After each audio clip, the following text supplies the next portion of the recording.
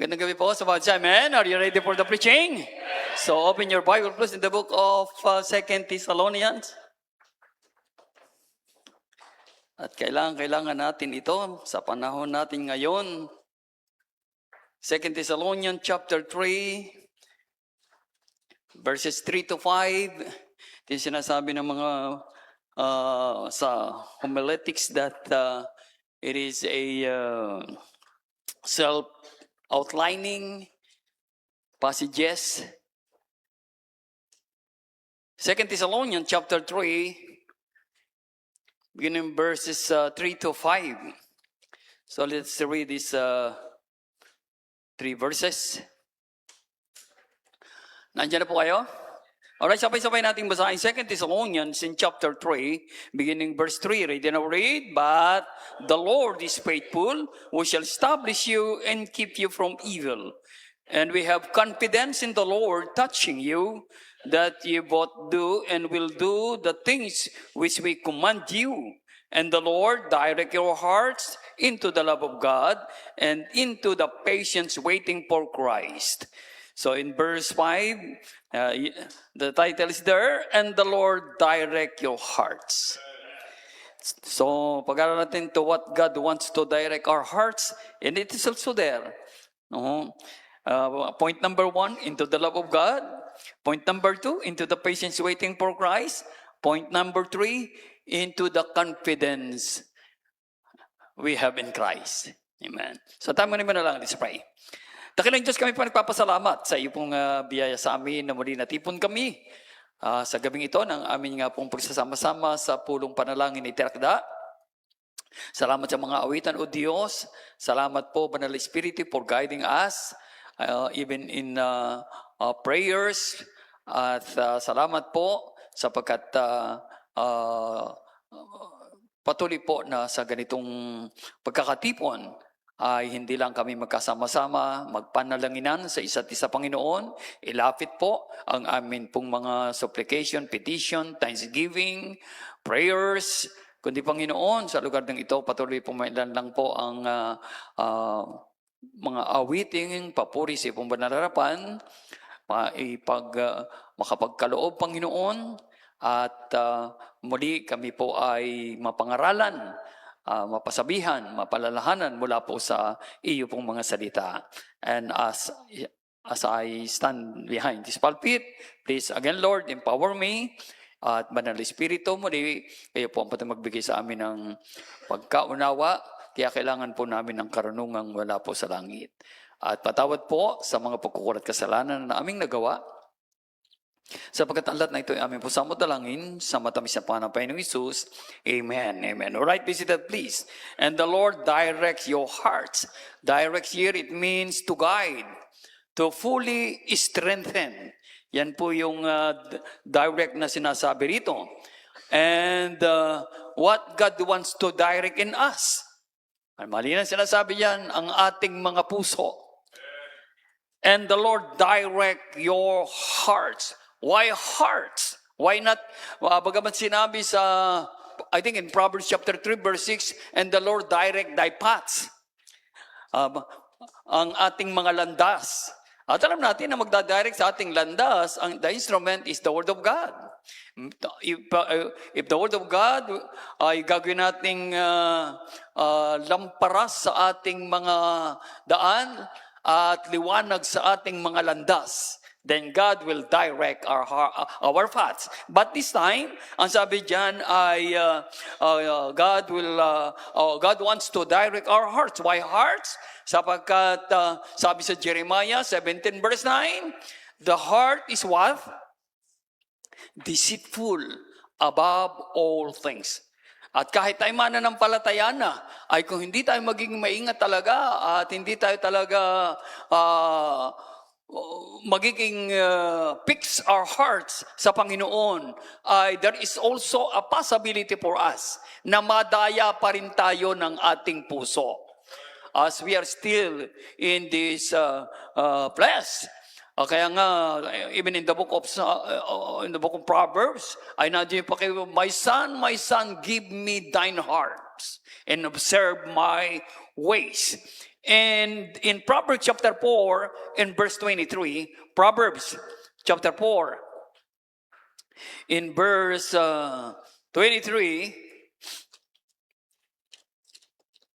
let us, maganda ito sa Proverbs, at kung wala pang guhit yan sa inyong mga Bible. Lagi na natin itong narinig, but let me remind you once again, ang sinasabi sa verse 20, keep thy heart with all diligence. Nasa atin ang bahagi ang pag-iingat ng matindi sa ating mga puso. Sapagkat ang sabi dyan, for out of it are the issues of life. So lahat ng mga issue sa buhay na ito ay issue pala ng puso. Okay. Our hearts can also easily affected by what we saw. Okay. The door, the windows of our heart is our eyes. Ang pinto ng ating puso ay ang ating mga mata. Kaya sa Lamentation chapter 3 verse 51, inamin ng sumulat na my eyes affected mine heart. Lalo na pag nakakita siya ng mga anak ng mga tagalunsod. It is in the Bible. Kasi pag anak ng mga tagalunsod, talagang kahit pangit, tinataguan yan. At ang inilalabas yung mga makakaakit. Okay? Kaya, it is in the Bible. Kaya kahit naman mga taga-probinsya, nag-aaktong mga tagalunsod na sa mga kanilang mga pagdadamit in their own ways. Ang mga pinagsasabi ko yata nasa NIV. So tingnan natin sa Lamentation. I said Jeremiah, Lamentation. In chapter 3 verse 15, mine eye affected mine heart. Imagine, sabi, nakapagtaka ka kasi, mine eye, kahit pala isang mata lang, ay pwedeng maapektuhan ang ating puso. Okay. Ay lalo kung dalawa. Kasi sabi lang, mine eye, kahit pala isa lang mata, mine eye, dapat mine eyes, di ba? Kasi dalawa lagi ang mata eh. But mine eye affected mine heart because of all the daughters of my city. Okay? Kaya nga, dapat magiging maingat. Lagi ko sinasabi na ang ating the Christian ladies, they cannot control yung mga mata ng mga tumitingin. That's why our young ladies, they need to be modest in their apparel. Hindi nila kayang kontrolin ang mata ng mga ibang iniisip. Okay? Ng mga naughty eyes. But kaya niyong kontrolin ang inyong sarili sa pagdadamit. Naanawan niyo po. Okay?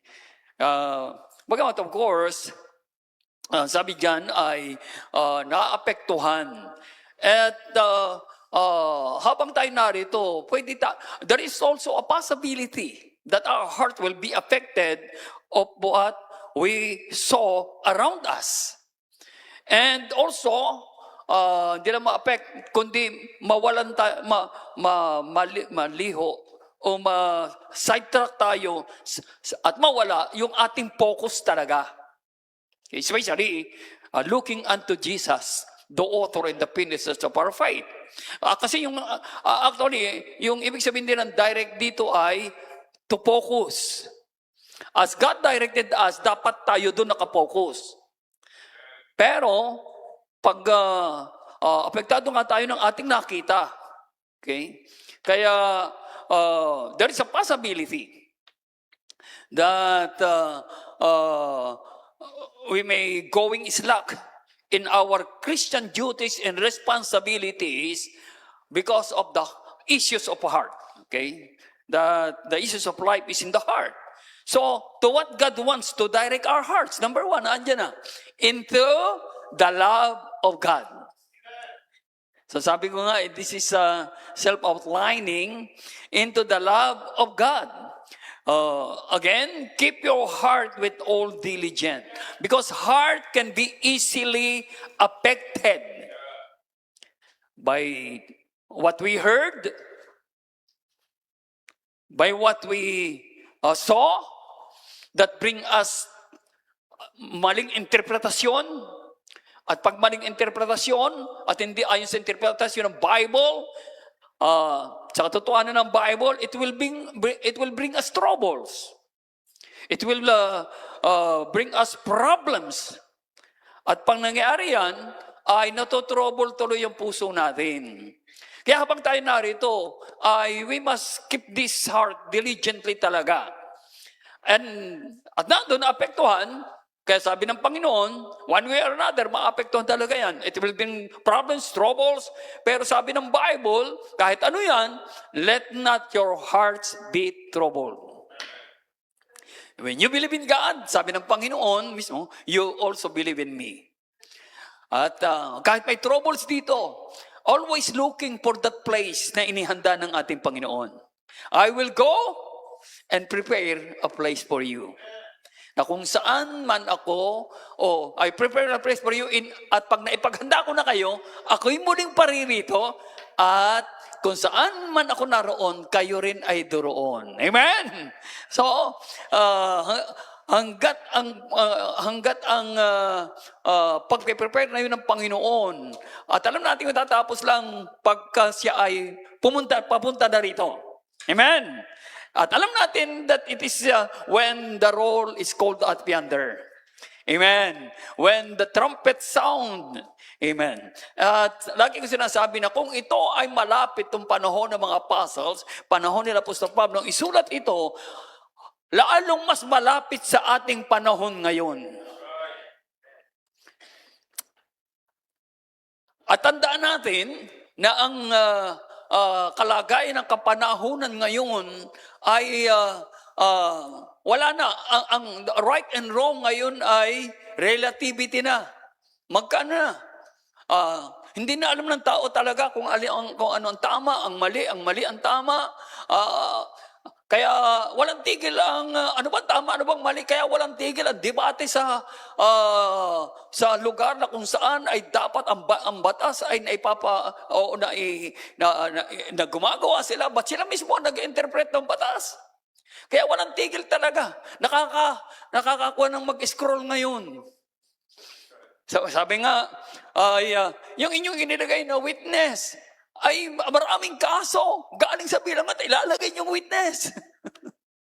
I mean, yan ngayon yung mga issue sa lugar na kung saan naandun ang mga marunong at nagmamarunong, but never able to come to the knowledge of the truth of the Word of God. Kaya ano ito sa atin ngayon? Lalong lumalala ang katampalasanan. Lalong lumalala sa buong mundo ang kasalanan. At dahil doon, apektado maraming Kristiyano, the love of many Christians wax cold. Lagi ko sinasabi yung, in Matthew 24 verse 12, iniquity shall abound in the last days, iniquity shall abound, but the love of many. Sino yung many na ito? Mga Kristiyano yun. Mga sinasabing kumikilala sa Diyos, but apektado ng pagtampalasan sa mundong ito at ang panlalamig ng maraming Kristiyano. Anong lalamig? Pag-ibig sa Diyos.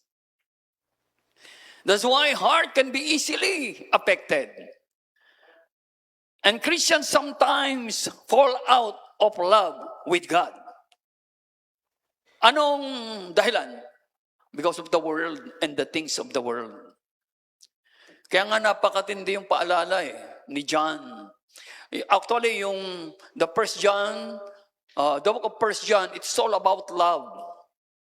God is love, about brotherly love, about love. Yan yung tinatalakay ni Apostol ni John. Sapagkat kung hindi, aagawin ang pag-ibig niya ng mundo. That's why in 1 John chapter 2, verse 15, love not the world, nor the things of the world. Kasi, lagi ko sinasabi, na makatapos ng pag-aaral, ay maghahanap ng trabaho, nag-pray ng trabaho, nung magkatrabaho na, mas mahal na ang trabaho. Naging idol na yung tinatangkilik. Ang puso ay naandun na sa naandun na sa blessing. Okay. Na hindi niya alam na kung doon titingin ng isang Kristiyano, palubog siya. Hindi niya alam na nagiging bahagi ng signs of the time na lumalamig. Kaya nga, always examine yourself if you are still in the faith. In 1 Corinthians chapter 13, I think, verse 5, examine yourself. Examine the hearts. Matindi pa ba ang pag-ibig sa Diyos? Kaya lagi ko sinasabi yung mga young people, mga anak natin, kung sabihin iniibig mo ang Diyos, na yung lagi mong kasama palagi at kasama palagi at nagmamalasakit, nagpe-pray sa iyo at hindi mo obey that immediate authority nilagay ng Diyos, how can you say you love God? When you cannot love even enemy, sabi ng Bible. Hindi naman ibig sabihin niya, gagawa ka ng kaaway para mahalin mo siya. Okay. So, love not the world, nor the things of the world. Because the love of the Father will not be in Him, sabi ng Bible. Okay. Kaya yung affection ay napupunta doon sa mga bagay, the things of the world. Kaya what is the solution? Colossians chapter 3. Kung talagang binuhay ka, nakalakip ni Kristo, set your affection on things above, not on the things of earth. It is in the Bible. Colossians in chapter 3. Colossians chapter 3, in verse 2, set your affection on things above, not on things on the earth. For you are dead and your life is hid with Christ in God. When Christ, who is our life, shall appear, then shall you also appear with Him in glory. Okay. So, the affected by the things of this world, kaya yung affection ay nakukuha ng sanlibutan ito at mga bagay ng sanlibutan ito, or we fail to nourish that love through worship. We fail to nourish that love through worship. Kaya ano sabi doon sa, anong encouragement sa atin sa Hebrews 10:25? Bago 25 ay 24. Saan dapat tayo to provoke one another? Saan? Tino? O ano sabi?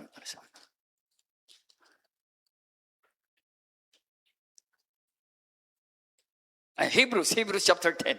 Hebrews chapter 10. Na ang gamot doon ay ang verse 25. Ang solution, to provoke, and let us consider one another to provoke unto love and to good works, not forsaking the assembling of ourselves together. And we know that when we assemble ourselves together, ang layon is to worship. Amen? Because there is no real service without worship, and there is no real worship without service. And imagine, as we are assembling together, as we are here, magkakasama tayo. And yet, there is bitterness, there is hatred in our hearts. How can we say that ang nangunguna sa puso natin ay pag-ibig mula sa Diyos? Bakit? Na-direct tayo, hindi ng Panginoon, kundi na-direct tayo ng mga bagay na sanlibutan ito, ng mga bagay nakita natin, ng mga bagay narinig natin. Kaya kung hindi tayo magiging maingat, ang pusong ito ay nagkaroon ng issue. Why? Because we fail to nourish that love through worship. When we say true worship, dapat ay there is harmony. Amen? There is a harmony. From the pews down to, from the pulpit down to the pews. From the preacher down to the hearers.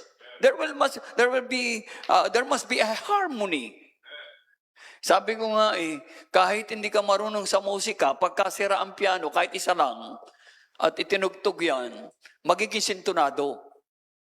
At yung mga hindi nakakaalam sa musika, ay, sintonado. Ibig sabihin, not in one accord yung mga teklado. Kaya ang pattern ng church, first church is always one accord and one accord and one accord in prayer, one accord in worship, amen? One accord in service. So, or the devil undermined our love for God. Kaya nga naisulat ang Book of Job Kaya lang naman may takot, kaya naman kumikilala sa iyo si Job sapagkat pinagpala mo siya. Anong hamon ng devil? Tanggalin mo lahat ang meron sa kanya. At susumpain ka na niya. At take all the hedges, yung ibinabakod mo sa kanya. In Job chapter 1 verse 10, tanggalin mo. Of course, sige. Huwag mo lang gagalawin ng kanyang buhay. You can take, I allow you to take all na meron siya. Maging ang kanyang mga anak. Lahat ang ari-arian. Natangay ng tornado. Dumating. Inireport sa kanya. Job chapter 1 and verse 21. Matapos na, kaya nga, maski nawalan ka, o anumang mga bagay na wala, bagay man o dangal man, sinasabing dangal o anuman ang nawala sa iyo, nawala sa atin, kasi nga, sinisira, nawala, sabi ko, take care of your character and God will take care of your reputation. Ano ang reputasyon ni Job? Ano ang reputasyon ni Job sa devil, sa kaaway? Asarin mo lahat sa kanya. Yun ang kanyang pagkakilala. But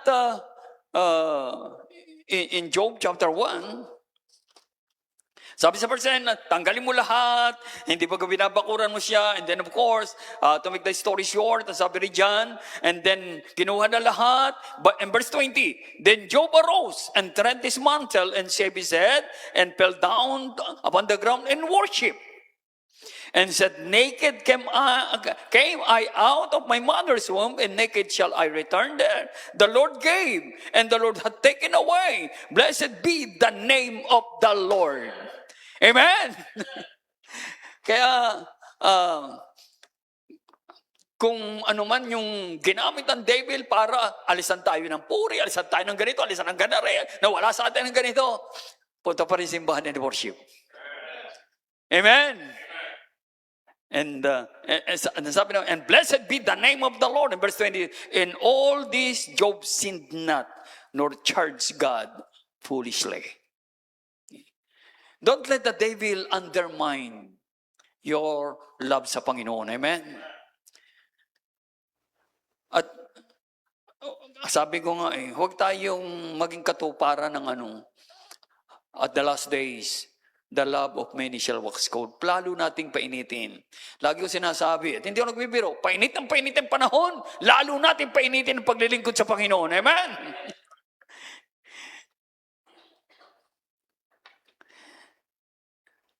That's why, lagi nating alalahanin yung the first and greatest commandment. Kaya bago sinabi yung Matthew 24 verse 12, sinabi muna ng Panginoon sa Matthew 22 verse 37, the first and greatest commandment is what? Love God. Matthew 22. Kung wala pa yung tanda sa inyong mga Biblia, in verse 37, Jesus said unto him, thou shalt love the Lord thy God with all thy heart. Bakit ang inyong puso? With all thy heart, sapagkat yan ang issues of life. With all thy heart, with all thy soul, and with all thy mind. That is the first and greatest commandment. So let God direct us into the love of God. Amen. Not into the love. The devil wants to direct our hearts into the love of the world and the things of the world. But God wants us to direct our hearts into the love of God. The number 2. And the Lord directs your hearts into the patient waiting for Christ. Andiyan na. Ang point number 2. And into the patience waiting for Christ. Patience is one of God's grace to add in our faith. In 1 Peter in chapter 1, isa ito sa 1 Peter in chapter 1 in verse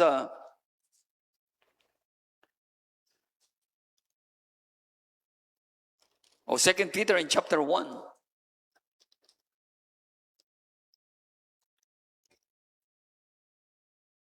Yeah, 2 Peter in chapter 1, verse 5. And beside this, giving all diligence, add to your faith. Giving all diligence. The same diligence that that we need to give into our hearts. To keep our hearts into all diligence. Giving all diligence, add to your faith virtue, and to virtue knowledge, and to knowledge temperance, and to temperance patience. Hindi lang nagkasya sa temperance, may patience pa eh. Pagtitimpi at pagtitiyaga. Pagtitimpi at pagtitiyaga. So temperance, patience, and to patience, godliness. So it is one of the God's grace to add to our faith. And there are 3 kinds of patience in the scriptures. Una, in Romans chapter 2, verse 7. Romans chapter 2, in verse 7.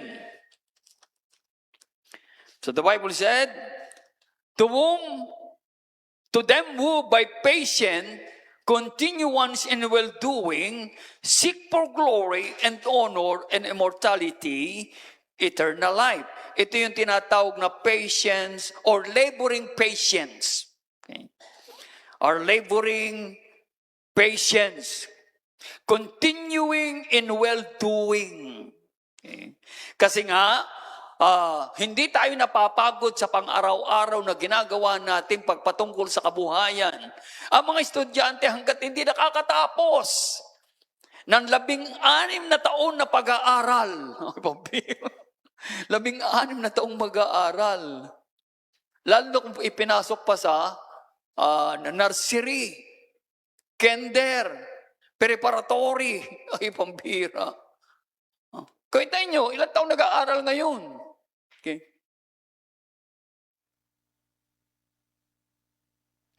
Kaya hanggang di nakagraduate, talagang naandun ang tiyagang mag-aaral. Okay. And then, magtatrabaho. At kahit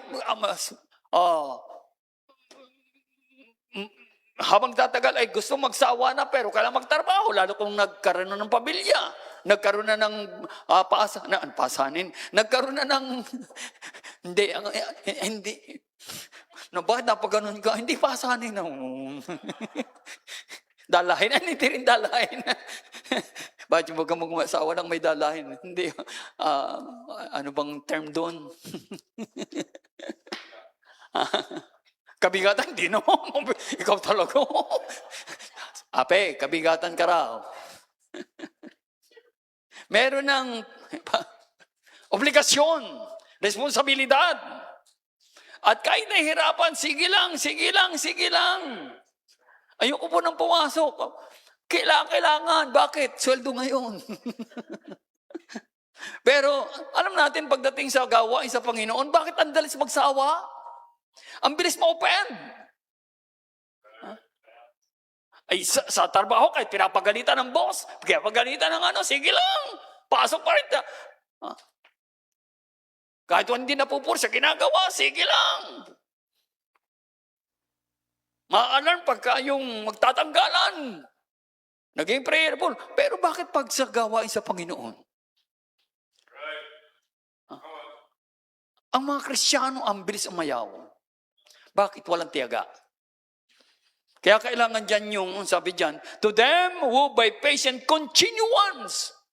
Kung alam nating isang mabuting bagay ang maglingkod sa Panginoon, then we need the laboring patience, continuance in well-doing, seek for glory and honor and immortality, eternal life. Amen. Another is suffering patience. Habang narito tayo, talagang may sufferings. Okay. Engagement ring, wedding ring, sufferings. May 3 rings daw. Ang pinakarurok ng Kaya kayong mga kabataan, huwag nyo kaagad huwag nyo munang hangarin yung 2 ring. Akala nyo, pag nakasuot na nung ring na yun, okay na. Alright. Anyway, so, in Job chapter 2, verse 10. Tingnan ulit natin si Job. In chapter 2, in verse 10. How about you, Job? When you suffer, what can you say? But he said unto her, thou speakest as one of the foolish women. Speaking, what shall we receive good at the hands of God, and shall we not receive evil? In all this, did not Job sin with his lips? Okay. Alam natin yung suffering na nangyayari kay kay Job. Pero kita mo yung kanyang talagang patience sa Panginoon.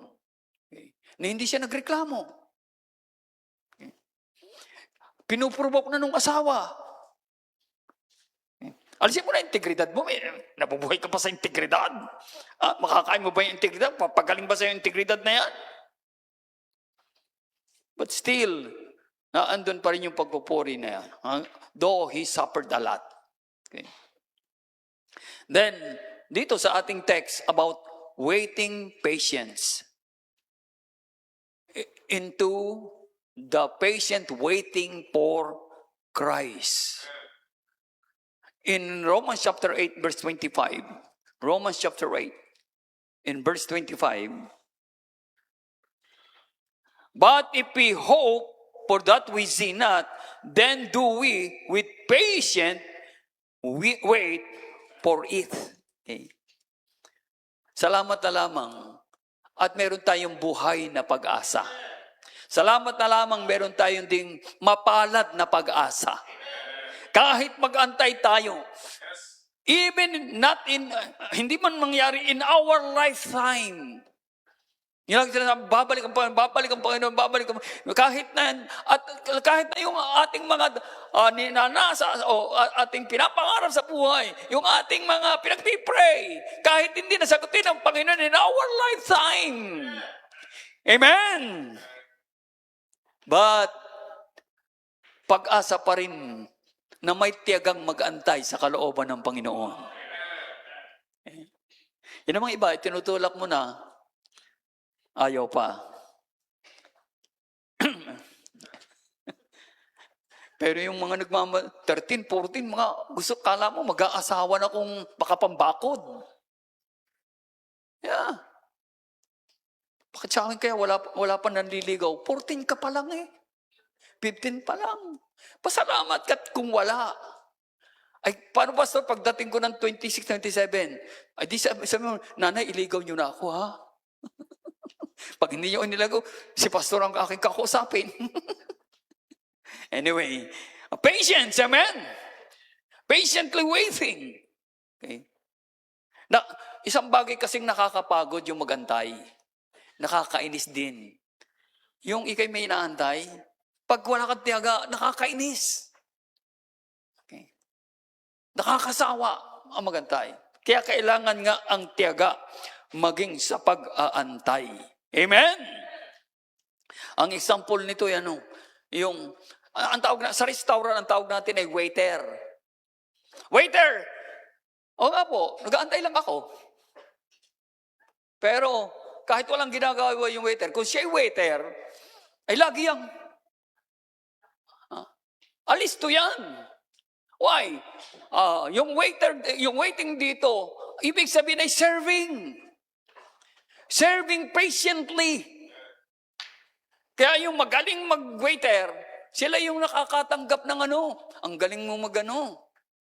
Yung sa mga, at ang mga kumakain ay mga anong tawag dito, generous. Kaya pag cheat ko, yung aking pagbigay na ganyan, at siya din ang magbibigay kasi siya nag-serve. Yung mga generous, talagang nag-iiwan pa yan ng I'm not bragging, pero pagka, hindi yan uso sa Pilipino eh. Okay?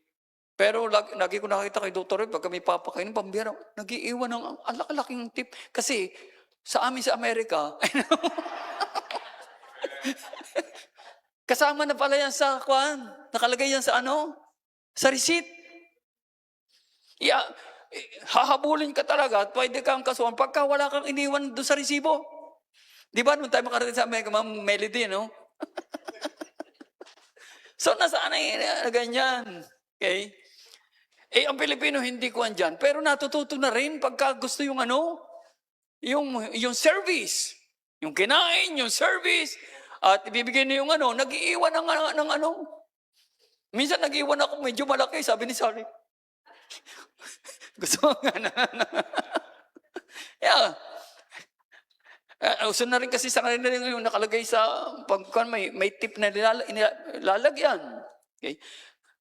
Pero pagka pardon the term, pag nakakasar yung yung nakasimangot, yung bagal, nakakasar yung nagkukuhan, ay hindi mo mabibigyan ng ganansya.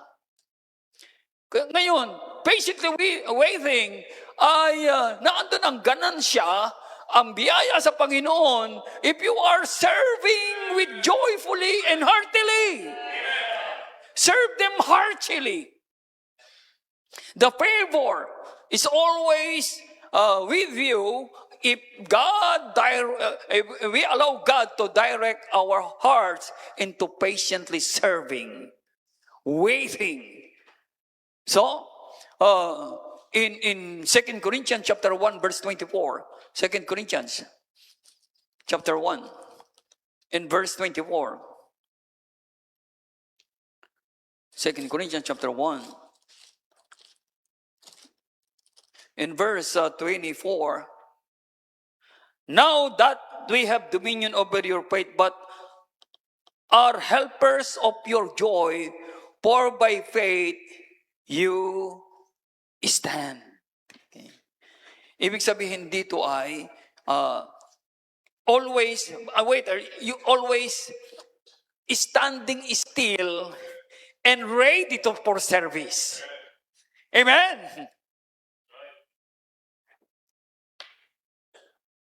So, let God direct.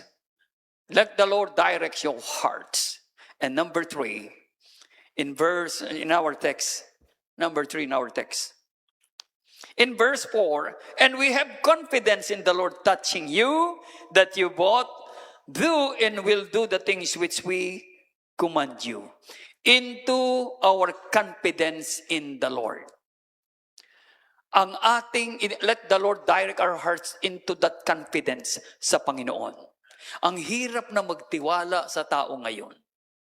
Kahit nga sinasabi nating,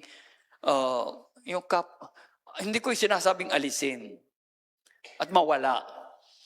Pero sinasabi nga, kahit nga yung mas malapit sa iyo, yung pinagkatiwalaan mo, ibinigay lahat ng pagtitiwala, sila pala yung hindi ka tiwala. Okay? Pero alam natin, pagka ang buong tiwala natin sa Panginoon, God will always direct our hearts. Sino ang mapagkakatiwalaan? Amen?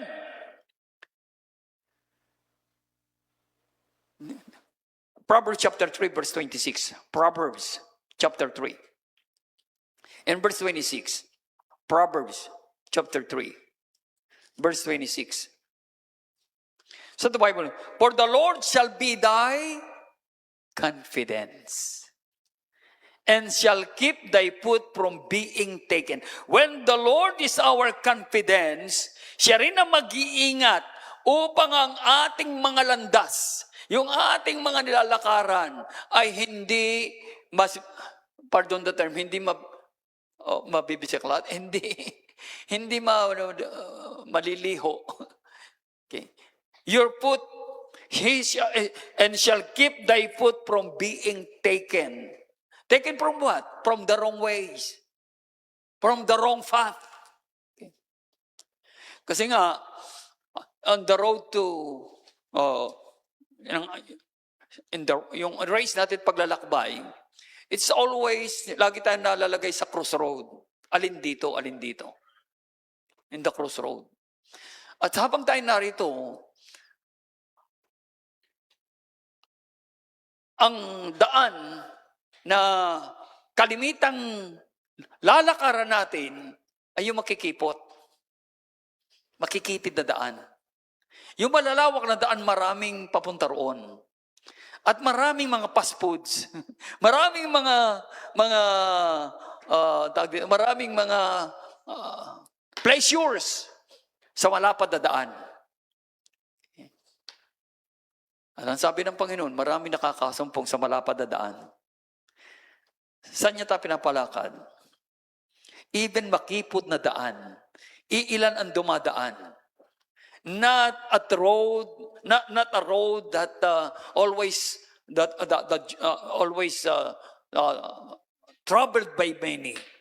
Kung yan ang tamang daan, hindi ang dating daan, kundi kung yan ang tamang daan, hindi na iglesia, kundi ang daan na pinapalakaran sa atin ng Panginoon, then let the Lord direct our paths. How? Let your confidence be in Him. Let our confidence be in Him. Kaya ang sabi sa Psalm 118, verse 89, do not put your confidence in men, nor on rulers, in verse 9. Not to put confidence in men, nor on rulers.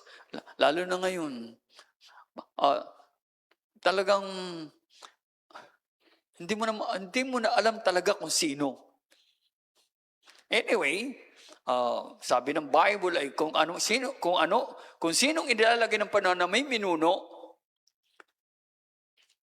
ang Panginoon na naglalagay. Ginagamit lang talaga tayo. Kung masama ang bayan, nagiging corrupt. Kasi sa Israel, pagka ang Israel ay idolaters, evil king ang inilalagay ng Panginoon. Pero kung ang bayan ay babalik sa Diyos, ang ilalagay ng Panginoon ay a king that have done what is right in the sight of the Lord. Kaya nga, ano sabi sa, I think First Timothy chapter 2, pray for the rulers. Amen? Yung ihingi natin sa Panginoon. Anyway, in Philippians chapter 3, verse 3 to 4, kaya nga huwag tayo magkakaroon ng kahit, sabi ko, may magagawa tayo, may kakayahan tayo, huwag ka anong pagkakatiwalaan yung magagawa sa sarili, sapagkat sabi ni Paul in Philippians chapter 3, verse 4, though I might also have confidence in the flesh, if any other man thinketh that he hath, whereof he might trust in the flesh, I more. Hihigit pa ba tayo kay Apostol Pablo? Okay. Kaya nga, wag nating ipagyayabang yung ginagawa natin sa Panginoon. Lagi ko sinasabi sa inyo, ang dami ko narinig na ganyan. Ay, wag ko na lang kung wala ako. May mangyayari kaya dyan kung wala ako. Kung i-withhold ko ang aking tithes and offering, may magagawa kaya dyan si pastor. Huwag nawa. Let the Lord direct your hearts. Amen?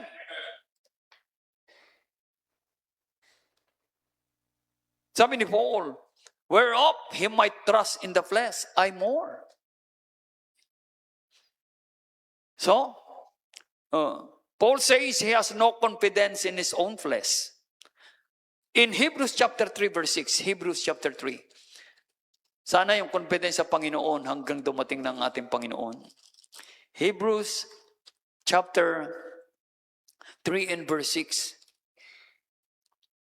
But Christ as a son over his own house, whose house are we, if we hold fast the confidence and the rejoicing of the hope firm unto the end.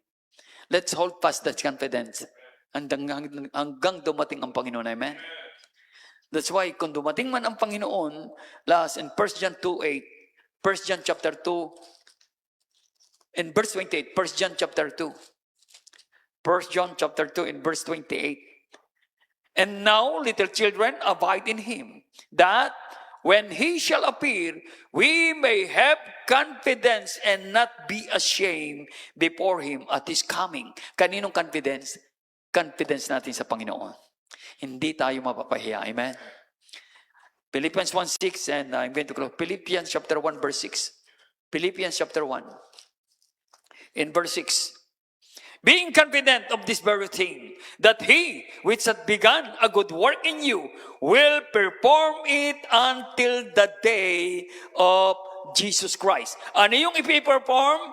2 Thessalonians chapter 3 and verse 4, and we have confidence in the Lord touching you, that you both do and will do the things which we command you.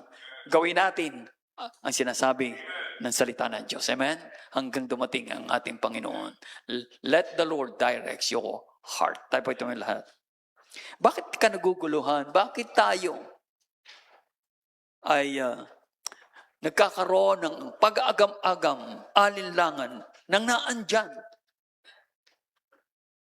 ang Panginoon?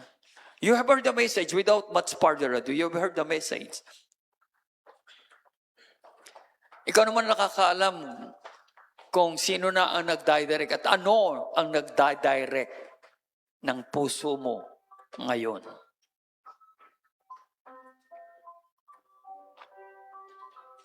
Or there were times that your heart directed by what you have seen, what you have heard, what you perceive.